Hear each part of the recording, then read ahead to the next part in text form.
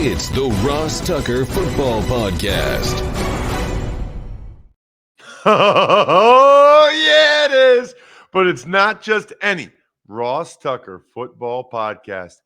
It is a Power Rankings Tuesday, presented, of course, by DraftKings. I'm Ross Tucker, former NFL offensive lineman, 5 teams, 7 years. And you know this, man. Got a bunch of different podcasts now. College Draft, getting you ready for the college football playoff semifinals and some of these other bowl games. Posted yesterday. I'll do the Even Money Betting podcast a little bit later this morning with Steve Fezzik. I am up 39 units. 39 units so far this year. Having a heck of a year. We will have a new Spread the Word winner on Friday. You know, I love when you guys rate and review any of the shows and send me those screenshots after you give us a 5-star rating and then say something nice about the show. I think that really helps, like the algorithm for the different podcast apps. So that's awesome if you can do that. The sponsor confirmation email winner got a new sponsor this week, Peloton. That's pretty cool. Also, Rocket Money, which is cool. And then there's a bunch of other ones. Jack and I always try to make sure the sponsors page, sponsors tab, whatever you want to call it, at rosstucker.com is up to date and ready for you. And we got the YouTube shout out, youtube.com/Ross Tucker NFL. Just subscribe, make a comment. I actually did one of those videos last night. Didn't have a chance to send it out. I did get a chance to sign the press passes for AJ Caputo, Caleb Walgren, Marcus Lang, Eric McGraw. Most of them were from October. I'm hopefully going to get to the November and December folks today. So I'm doing my post-Santa routine a little bit. It's Big Show time. The Big Show. All right, Ross, we'll start with last night's game where the Colts combined for an abysmal 173 yards on offense and another embarrassing loss, this time to the Chargers, 20-3. Brutal. Brutal for the Colts. First of all, congratulations to the Chargers and their fans. I'm excited for you guys. Haven't been in the playoffs since 2018. That's a long drought. I'm glad the Chargers are in the playoffs. I'm glad Herbert is in the playoffs. He's an exciting young player. They got talent. They can win. They can win games in the playoffs. They clinched last night. It is wild. After they had those losses, and I think they were 500 or below 500, to think that with 2 games left, they already would have clinched. I definitely was not expecting that. Austin Eckler had a couple touchdowns, but they didn't really run the ball very well. It was really Herbert throwing the ball to Keenan Allen and Mike Williams, both of whom had really nice days, which that's the Chargers, right? Feels like it's Herbert slinging it to Mike Williams, Keenan Allen, a little bit of Josh Palmer in there, and then Eckler scores the touchdowns. He just has a knack for it. It's a shame, too, for the Colts defense because I thought they played pretty well. DeForest Buckner is such an awesome player, but the offense, as you pointed out, Jack, did absolutely nothing. Like nothing. Foles had at least three interceptions. All 3 of them really poor. Like not even close. Didn't see the defensive player. I don't really know what to say about that. I think he was sacked 7 times. Khalil Mack, Van Noy, etc. Even Kenneth Murray, they were all getting after it. I mean, Foles looked awkward when he tried to run at times. I mean, it was ugly. Speaking of ugly, really, really violent collision between Derwin James and Ashton Doolin. James got ejected, which I think was fair. Both players were out of the game anyway because they were in the concussion protocol. James has to lower his target. It's really that simple. Now, Nick Foles put Doolin in a horrible situation where he led him into that absolutely monster hit. You can hit somebody really hard. You just got to be lower if you're Derwin James so you don't potentially have helmet-to-helmet contact like that, which was an absolutely very, very vicious hit. Hopefully both those guys are okay. Hopefully everybody listening is okay. And one way to do that, Peloton. I know a lot of times right around now, you ate and drank too much during the holidays, and it's like, you know what? I need to get in shape. Peloton's the way to do it. We have a Peloton, and it's not one of the bikes, by the way. We have a Peloton treadmill. They make other things. The key, I think, is we talk about this with my wife a lot. I actually talked to her about it last night. The classes are huge. The music's awesome. The instructors get you going. The combo of the music and the instructor, like you can't help but maximize whatever it is your potential is in a workout. It's just they kind of got the secret sauce there. It's awesome. Try Peloton risk-free with a 30-day home trial. Think about that. Risk-free, 30-day home. Why not? New members only. It's not available in remote locations. See additional terms at onepeloton.com/home-trial. That's onepeloton.com/home-trial. It's time for the all-important power rankings.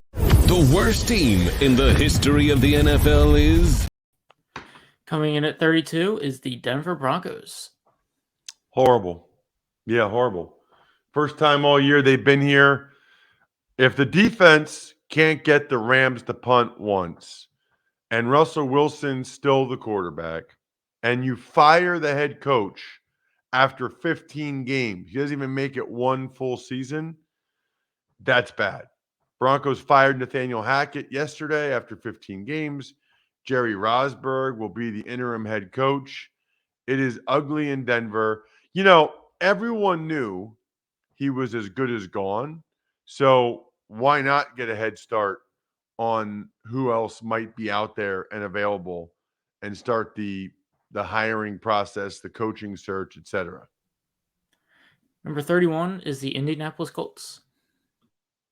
Hard to believe, isn't it, that these are the two worst teams right now, Jack? I mean, if you would have told me before the season started, I would have thought there's a much better chance that the Colts and the Broncos would be in the top 10 of my power rankings going into week 17 than the bottom two teams. Bad season for horse-themed NFL teams. Bad. Number 30 is the Arizona Cardinals. You know, they at least put up a fight. I mean, they were up by 10 in the fourth quarter with a third-string quarterback making his first start. They at least put up a fight, did the Cardinals. So J.J. Watt wouldn't let them do anything else Christmas night. So kudos to them for at least putting forth a much better performance than the Broncos and Colts. Number 29 is the Houston Texans. They've played well for about a month now. Really well. And they were right there with the Chiefs, right there with the Cowboys. They beat the Titans. Texans are playing their best ball of the year right now. Number 28, Cleveland Browns.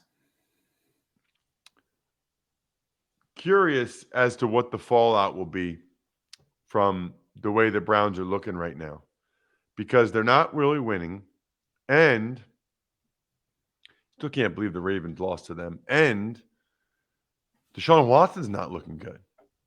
I don't think they'll fire Kevin Stefanski, but I think they'll do something. Maybe it's the D coordinator.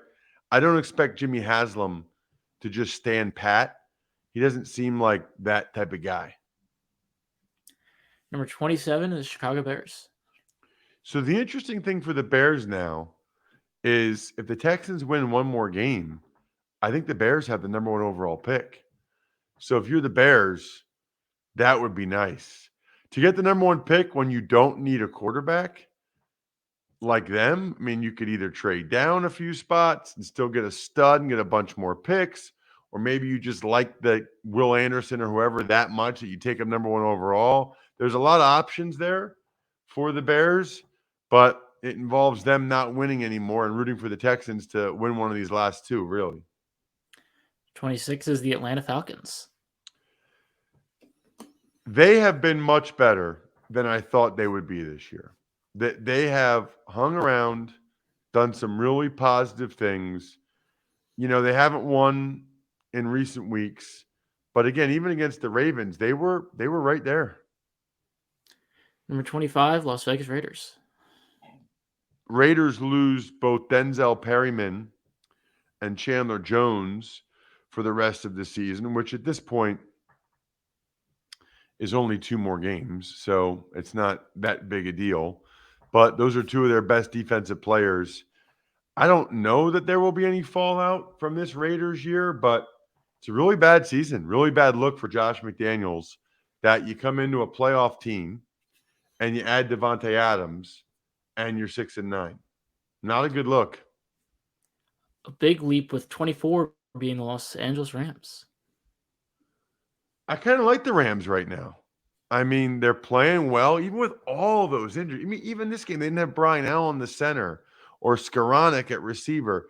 They are missing so many guys, and they still went out and annihilated the Broncos. I'm really impressed by what Sean McVay's done with Mayfield these last 3 games. They're a competitive team now. They're a solid team. They do lose a guy they can ill afford to lose, though, in their right guard, Ode Abushi. I thought this was crap. I don't know if you saw this, Jack, but after the game, Randy Gregory was like talking trash of Abushi. Abushi's talking to, like, dapping up a D lineman like, hey, good game, man. And then Gregory hits him in the head. So Abushi hits him right back in the head. They're each suspended in 1 game. You cannot, like, it's one thing during the game where they don't catch the first guy. They only catch the guy that retaliates, so you throw the flag on him. Very different from reviewing the video afterwards and then coming to a conclusion on punishment. In my mind, Randy Gregory should have gotten 2 games and Abushi 1. Look, these are professional football players that just got done a game. They still have their helmets on. Someone hits you in the head, you're going to hit them back. You wouldn't be at that level if you didn't. You wouldn't be the type of person that makes it to the NFL if you're the type of person that just takes it when someone hits you in the head. That's just not – you don't get to be an NFL player. So I can tell you right now, someone hits me in the head, I'm hitting them back harder, as hard as I can. And that's just a reaction. That's not even me thinking about it. So I didn't like that. I didn't like that Gregory and Abushi got the same suspension. Number 23 is the Tennessee Titans. Yeah, they're in a bad spot. I think it's probably likely that they don't make the playoffs. They'll have a chance in that last game against the Jaguars.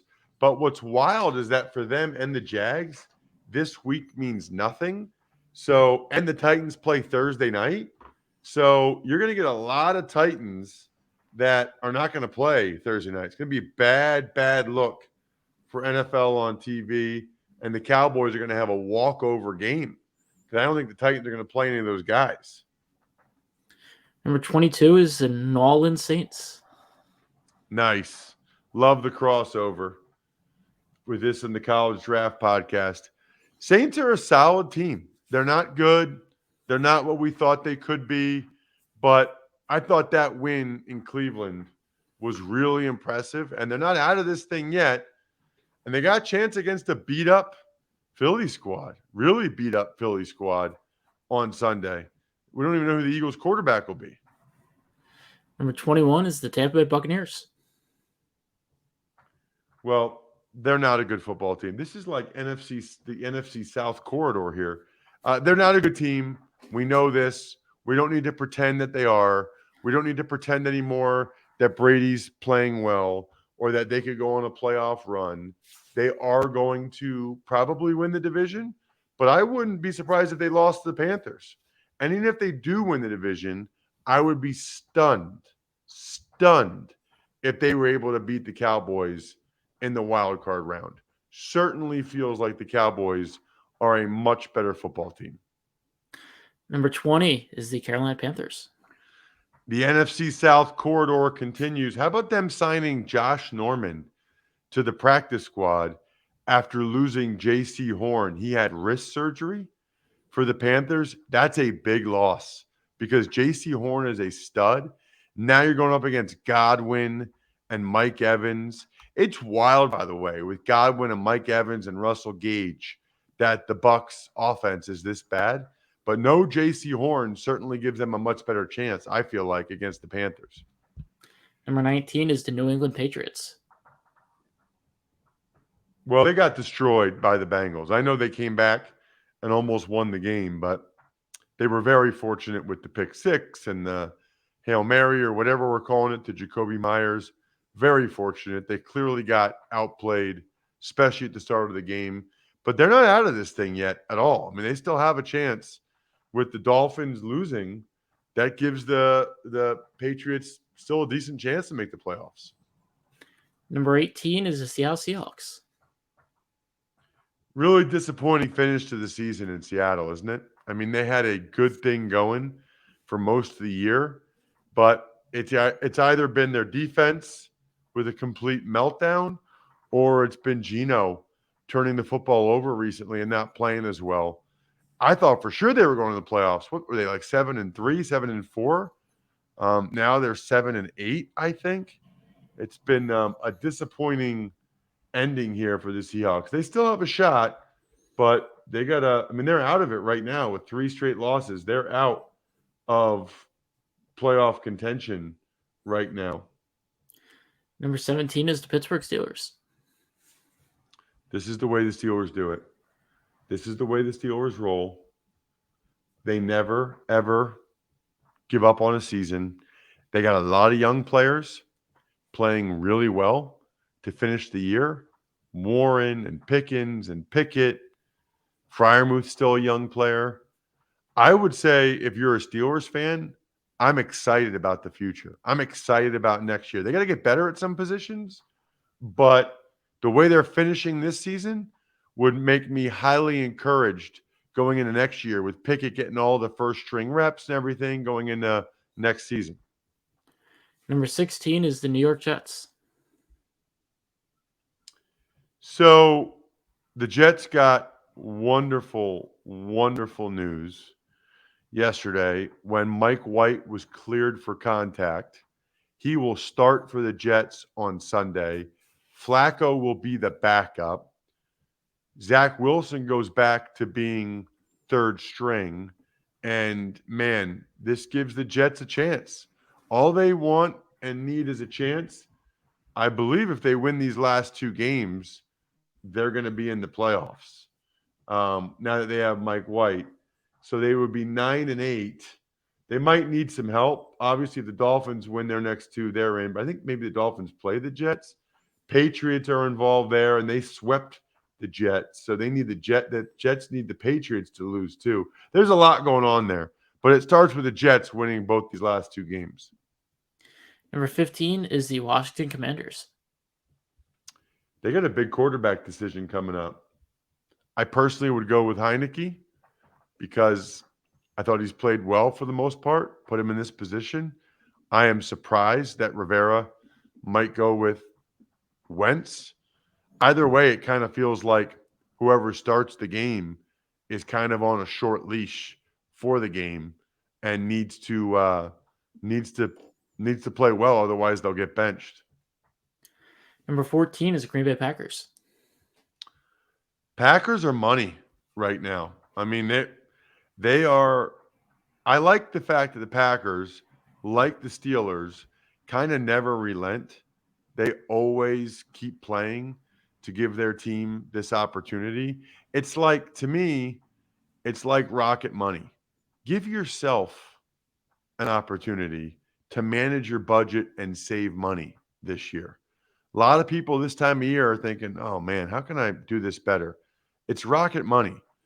Formerly known as Truebill, it's a personal finance app that finds and cancels your unwanted subscriptions, monitors your spending, and helps you lower your bills all in one place. Over 80% of people have subscriptions they forgot about. Rocket Money finds them, and you can just hit a button to cancel. That's amazing. Absolutely amazing. Stop throwing your money away.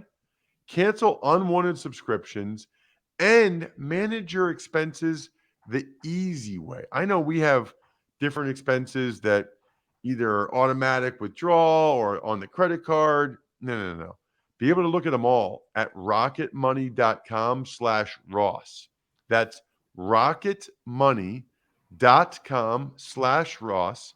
rocketmoney.com/Ross. Was there anything else you wanted to say about the Packers before we move on? They are very much in this, although I've noticed looking at their scenarios, they still need a bunch of help because, obviously they're behind the Commanders, but they even already lost a game this year to the Lions. But if they win these last two, I think they got a pretty good chance if they go 9-8. Pretty good chance. Number 13 is the Jacksonville Jaguars. How about it, man? They deserve it. I would like to see them in the playoffs. They would be entertaining to see. I'd much rather see whoever it is, Ravens, Jags, Bengals, Jags, than Ravens, Titans, Bengals, Titans. No offense to the Titans fans out there, but I think you kind of can see why. Number 12 is the Baltimore Ravens. They won. They're going to the playoffs. They really need Lamar Jackson back. Their offense has been extremely challenged with him out, although it's not like they were tearing it up when they had him either. Number 11 is the Detroit Lions. I didn't drop them that much. I only dropped them a couple spots. Bad game. Really, really bad game. They got their you-know-what's kicked. I'm not going to say same old Lions. I'm not going to say that this is who they are or that they're choking. I'm going to say it was a good game plan by the Panthers. Ran the ball down their throat. They got them. Good for the Panthers. Bad for the Lions. Lions still very likely to go to the playoffs if they win their last two. Number 10 is the Miami Dolphins. Miami Dolphins. Miami Dolphins. Miami Dolphins lost Tua again. Tua Tagovailoa is back in the concussion protocol. This is really bad for a lot of different reasons. So, number one, it's bad because of Tua's health. This is now what we believe to be his third concussion this season. That's problematic. That is, should I continue playing the sport type of concerning when you get 3 concussions in 1 year. And I know the first one they're saying wasn't a concussion. I don't know many people that actually believe that. That's number one. Number two, how does this happen in the second quarter and his head hits off the ground and he's never checked and he plays the rest of the game and plays poorly, by the way, especially late, and then after the fact, they put him in the protocol. That is concerning that once again, he played with what we believe is a concussion. Very concerning. And then lastly, for the Dolphins, they're trying to make the playoffs. They're right in the thick of this thing. And now no Tua. That is brutal. Looks like it's going to be Teddy Bridgewater time. Number 9 is the New York Giants. Playing well. Playing really well. That win over the Commanders on the road was impressive. Right there with the Vikings. Lost on the field goal. I'm impressed with the way the Giants are playing. I really am. They're a good, solid football team. Number 8 is the Los Angeles Chargers. Kind of talked about them. Big win last night. They're in the playoffs, and they might be getting Joey Bosa back healthy soon. Number 7 is the Minnesota Vikings. The Minnesota Vikings. Listen, I don't care if it's one-score games or not. 12-3 is 12-3. 12-3 is really darn impressive. Kudos to the Vikings for an awesome season so far. They still have a chance at the number 1 seed. Number 6 is the Dallas Cowboys. So the Cowboys offense has been humming as of late, which is really impressive considering they really only have one receiver in CeeDee Lamb that scares you. Although finally, from their perspective and for them, Michael Gallup was making some plays for them on Saturday against the Eagles, which they needed. But the defense has really slipped for the Cowboys. That's the other side of this thing. Number 5 is the Kansas City Chiefs. Still not playing that great. I mean, defense played better against the Seahawks. They won the game. Still just kind of feels like something is missing with the Chiefs at this point. Number 4 is the Cincinnati Bengals. Totally dominated. Now, I know they had the pick 6 on the miscommunication and like the Hail Mary, but they went on the road to New England and took care of business early. Survived late for sure with some of those turnovers, but they were so dominant in the first half that I'm not dropping them. Number 3 is the Buffalo Bills. I mentioned this during the broadcast, during the game. I tweeted this at Ross Tucker NFL that they really do need Josh Allen in these playoff games to cut down on some of these silly turnovers, whether it's fumbles, careless with the ball, or careless with the ball interceptions. One way they can do that is if they can run the ball, and man, oh man, did they run the ball against the Bears. That was huge for the Bills moving forward. Number 2 is Philadelphia Eagles. Injury bug is hitting them pretty tough now.